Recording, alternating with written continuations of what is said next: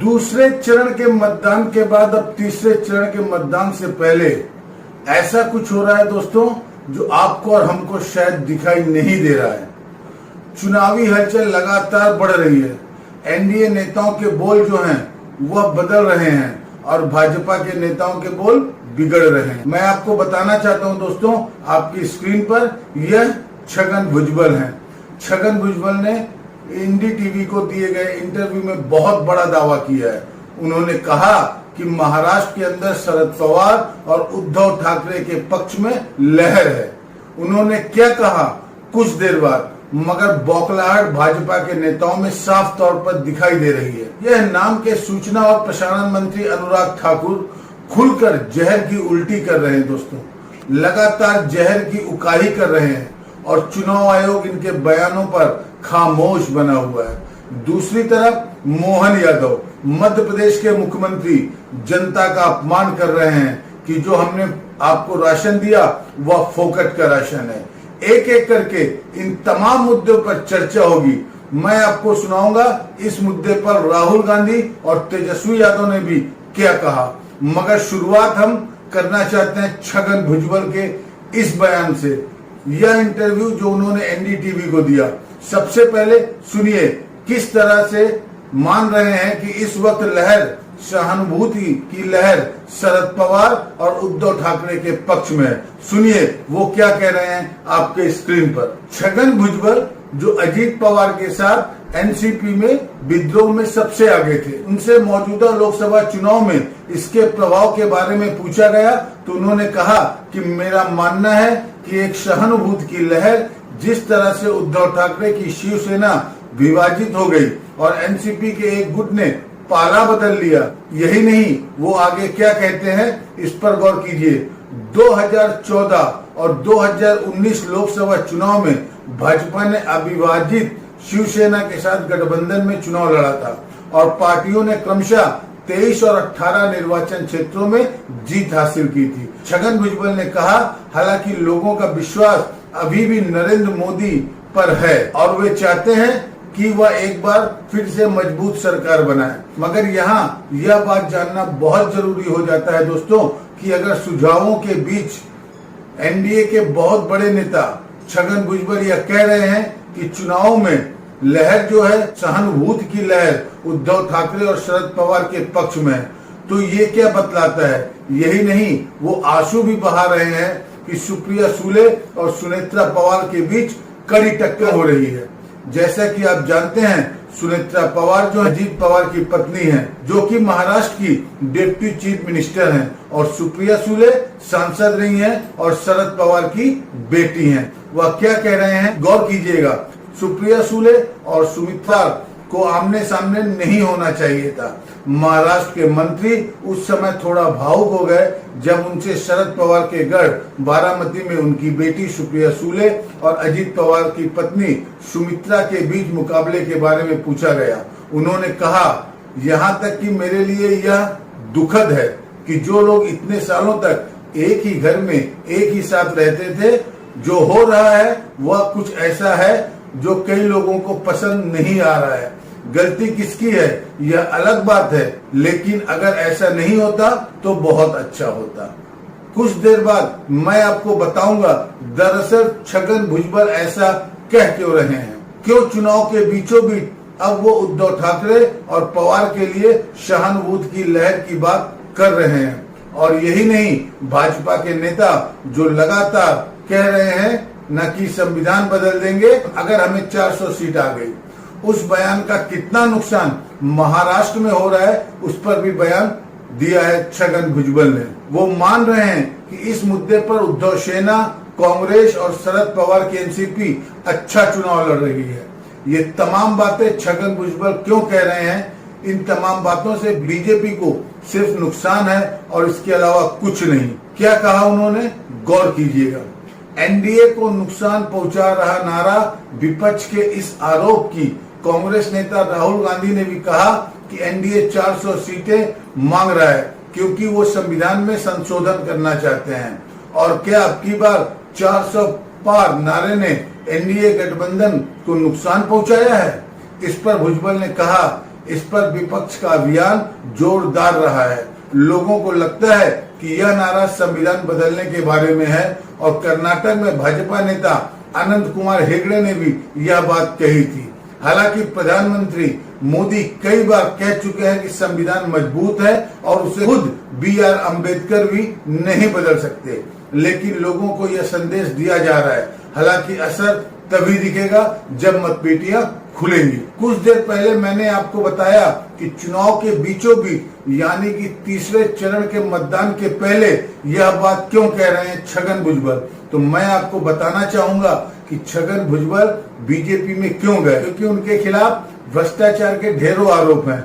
अजीत पवार के ऊपर भी ढेरों भ्रष्टाचार के आरोप हैं। आप जानते हैं हाल ही में 70,000 करोड़ का घोटाला था और इसके अलावा एक अन्य घोटाला था, उन्हें और उनकी पत्नी को क्लीन चिट मिल गई। ये जो तमाम लोग हैं, एकनाथ शिंदे, उनके तमाम विधायक भाजपा की गोद में बैठे हैं क्योंकि इन्हें जेल जाने से डर लग रहा है। हर कोई अरविंद केजरीवाल, संजय सिंह नहीं होता ना, तो ये लोग जेल जाने से डर रहे हैं। दोस्तों, यह डर कहीं ना कहीं छगन भुजबल के जहन में है और अगर सत्ता पलट गई, हो क्या रहा है दोस्तों, उद्धव ठाकरे के पक्ष में इस कदर सहानुभूति है कि कई लोग अभी कह रहे हैं कि लोकसभा चुनाव के बाद जो विधानसभा का चुनाव होगा उसमें भाजपा गठबंधन का सुपड़ा साफ होना तय है।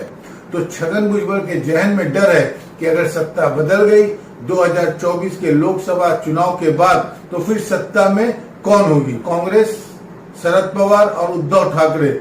उनके जहन में डर है दोस्तों कि अगर सत्ता पलट गई 2024 के लोकसभा चुनाव के बाद, तो तमाम जो भ्रष्टाचार के केसेस हैं जो भी बंद कर दिए गए हैं वह दोबारा खुल जाएंगे। जाहिर सी बात है दोस्तों, जब आपकी अलमारी में इतने राज होते हैं, इतने कंकाल होते हैं, तो आपके जहन में यह डर बना रहता है और यही बात कर रहे हैं छगन भुजबल इस वक्त महाराष्ट्र की जमीन पर। जैसा कि खुद छगन भुजबल कह रहे हैं, चाहे संविधान के मुद्दे पर राहुल गांधी का बयान हो, चाहे उद्धव ठाकरे की रैलियां ही उन्हें जबरदस्त प्रतिक्रिया मिल रही हैं। और इसके अलावा मैं आपको एक छोटा सा क्लिप दिखाना चाहता हूं। क्या उद्धव सेना ने क्लिप बनाया? आपको याद है बीजेपी का वह मीम्स था जिसमें बहुत सारे मीम्स बन गए, मोदी जी ने वार रुकवा दी पापा। अब उस मुद्दे पर शिवसेना उद्धव ठाकरे ने पलटवार किया है इस वीडियो के जरिए और इसका असर बहुत हो रहा है। इसका एक छोटा सा अंश देखिए दोस्तों। घोटाले में फंसे सांसद आज, ये लोग भ्रष्टाचार मिटा के काला धन लाने वाले थे, लेकिन ये लोग तो इनको ही साथ ले रहे हैं। लेकिन वॉर तो रुकवा दी ना पापा। किसान देश का अन्नदाता है, फिर भी उनके साथ अन्याय हो रहा है। वो लोग आत्महत्या कर रहे हैं। लेकिन वॉर तो रुकवा दी ना पापा। ये लोग औरतों के खिलाफ जुल्म नहीं रोक पा रहे, महंगाई को नहीं रोक पा रहे, बेरोजगारी को नहीं रोक पा रहे। लेकिन वॉर तो रुकवा दी ना पापा। देश की वाट लगा दी पापा, ऐसा बोलो बेटा। वोट तो आपने दिया ना। जैसा कि यह बेटी कहती है ना, ये पापा की बेटी कहती है कि वोट तो आपने ही दिया था और इसका असर बहुत बढ़ रहा है। तमाम जगहों पर आप देख रहे हैं भाजपा के नेताओं की बौखलाहट सर चढ़कर बोल रही है। कहने को यह सूचना और प्रसारण मंत्री हैं, मगर मंच पर खड़े होकर जहरीले बयान कि आपकी संपत्ति मुसलमानों को दे दी जाएगी। विदेशी ताकतें मिली हुई हैं कांग्रेस के घोषणा पत्र के साथ। खुलेआम व्यक्ति झूठ बोल रहा है, जहर की उल्टी कर रहा है, मगर मजाल है इस पर कोई कंट्रोल किया जाए। सुनिए अनुराग ठाकुर ने क्या जहरीला बयान दिया। कांग्रेस के घोषणा पत्र में कांग्रेस के हाथ के साथ विदेशी ताकतों का हाथ नजर आता है, जो आपकी संतान की संपत्ति मुसलमान को देना चाहते हैं, जो देश के परमाणु हथियार को खत्म करना चाहते हैं, जो जातिवाद पर, क्षेत्रवाद पर देश को बांटना चाहते हैं। टुकड़े टुकड़े गैंग आज कांग्रेस को पूरी तरह से घेर चुकी है। और मुद्दा सिर्फ अनुराग ठाकुर का नहीं है दोस्तों। अब मैं आपको मध्य प्रदेश के मुख्यमंत्री मोहन यादव का एक छोटा सा बयान सुनाना चाहता हूँ। मोहन यादव यहाँ कह रहे हैं कि जो राशन मिलता है या तो फोकट का राशन है ना। मैं मोहन यादव जी से सवाल पूछना चाहता हूँ, मुख्यमंत्री महोदय, अगर आपको देश की 80 करोड़ की जनता को मुफ्त राशन देना पड़ रहा है तो यह आपकी गवर्नेंस पर एक करारा तमाचा है। कि 10 साल बाद भी आपको मुफ्त राशन देना पड़ रहा है। आपने उन्हें सेल्फ रिलायंट नहीं बनाया, स्वावलंबी नहीं बनाया, मगर सबसे शॉकिंग, आप अपनी जेब से पैसा नहीं दे रहे हैं, आप अपनी जेब से राशन नहीं दे रहे हैं। आप कितनी हिम्मत कि जनता को इस तरह से अपमान करें। सुनिए मोहन यादव क्या कह रहे हैं। फोकट में अनाज मिले उसको क्या बोलते हैं? राशन ही बोलते हैं। कौन कौन क्या मिलता राशन, जरा हाथ खड़े करो। इसी अहंकार पर राहुल गांधी टिप्पणी कर रहे हैं, तेजस्वी यादव भी टिप्पणी कर रहे हैं। बार बार संविधान को बदलने की जो बात की जा रही है, तमाम जगहों पर उसकी चर्चा कर रहे हैं। राहुल गांधी क्या कहते हैं, मैं आपको पढ़कर सुनाना चाहता हूं। भाजपा नेता और नरेंद्र मोदी के करीबियों के बयान से अब साफ हो गया है कि उनका उद्देश्य नंबर 1 संविधान बदलकर देश का लोकतंत्र तबाह कर देना, नंबर 2 दलितों, पिछड़ों, आदिवासियों का आरक्षण छीनकर देश में चलाने में उनकी भागीदारी खत्म करना। लेकिन संविधान और आरक्षण की रक्षा के लिए कांग्रेस चट्टान की तरह भाजपा की राह में खड़ी है। जब तक कांग्रेस है, वंचितों से उनका आरक्षण दुनिया की कोई ताकत नहीं छीन सकता। यही बात प्रियंका वाड्रा ने भी कही, यही बात तेजस्वी यादव भी कह रहे हैं। दरअसल राहुल गांधी को यह बात दोबारा क्यों कहनी पड़ी, क्योंकि इन्हीं की पार्टी के एक नेता हुआ करते थे जो आपको याद होगा 2021 से राहुल गांधी के खिलाफ अनर्गल बयान दे रहे थे, आचार्य प्रमोद कृष्णन। उनका पुराना वीडियो वायरल हो रहा है जिसमें वह खुलेआम कह रहे हैं कि हम जाति आरक्षण खत्म कर देंगे। आचार्य प्रमोद कृष्णन का दावा है कि बयान है अक्टूबर 2023 का, मगर आपको याद होगा दोस्तों 2022 से ही आचार्य प्रमोद कृष्णन भाजपा के पक्ष में बयान दे रहे थे, कांग्रेस के खिलाफ जहर उगल रहे थे। और मैं अपने मंच से अक्सर कहा करता था कि कांग्रेस की क्या मजबूरी है कि वाहियात नेता को पार्टी से नहीं निकाल रहे हैं, जो लगातार जहर उगल रहा है। अब उनका बयान पुराना वाला वायरल हो रहा है, जिसका जिक्र पवन खेड़ा ने, सुप्रिया श्रीनेत ने अपने ट्विटर हैंडल पर किया, मगर मुद्दा आचार्य प्रमोद कृष्णन की पुरानी बयान कर रही है। दोस्तों मुद्दा यह भी है कि चाहे अनंत कुमार हेगड़े हो, चाहे भाजपा के तमाम नेता हो, जो अपनी सभाओं में कह रहे हैं कि 400 सीट दिलवा दो, हम संविधान बदल देंगे, यह बातें की जा रही हैं, इनके बयान हैं। ये सिर्फ ख्याली पुलाव नहीं, कोई काल्पनिक बात नहीं। मगर भाजपा क्या कर रही है दोस्तों, भाजपा यह कह रही है कि इस मुद्दे से को संबोधित करने के बजाय जहर उगल रही है। जैसे कि आपने देखा अनुराग ठाकुर के मामले में लगातार ये व्यक्ति झूठ बोल रहा है, जहर उगल रहा है। और 2 चरण के मतदान के बाद तेजस्वी की टिप्पणी आई है जिसमें वो कह रहे हैं कि 2 चरणों के मतदान के बाद तीसरे चरण से पहले भाजपा के नेता डिप्रेशन यानी अवसाद में चले गए हैं और वो अनर्गल बयान दे रहे हैं, क्योंकि जनता समझ चुकी है कि प्रधानमंत्री नरेंद्र मोदी का भी असल मुद्दों को संबोधित नहीं करेंगे। सुनिए तेजस्वी यादव क्या कह रहे हैं। जो है मतदान कल खत्म हुआ है और बीजेपी के लोग जो है भारी डिप्रेशन में है। देखिए अब हर कोई, देश का हर एक युवा, बुजुर्ग, हमारे जितनी माताएं बहनें, सब लोग, हर जात के लोग, हर वर्ग के लोग अब यही कह रहे हैं कि भाई मोदी जी है तो बेरोजगारी खत्म होना मुश्किल है, मोदी जी है तो नौकरी मिलना मुश्किल है, मोदी जी है तो महंगाई पे काबू करना मुश्किल है, मोदी जी है तो गरीबी मिटाना मुश्किल है, मोदी जी हैं तो मुद्दे की बात करना मुश्किल है। तो लोग जो है परेशान हैं। मोदी जी बिहार आए कल, 2 सभाएं किया उन्होंने, एक बार भी जो है मोदी जी ने मुद्दे की बात नहीं। और तेजस्वी यादव लगातार मुद्दे पर बने हुए हैं, अपनी सभाओं में वो लगातार इसी चीज को संबोधित कर रहे हैं कि नौकरियां कहाँ हैं, और हम जब नौकरी दे रहे थे तो हमारा मजाक बनाया गया था।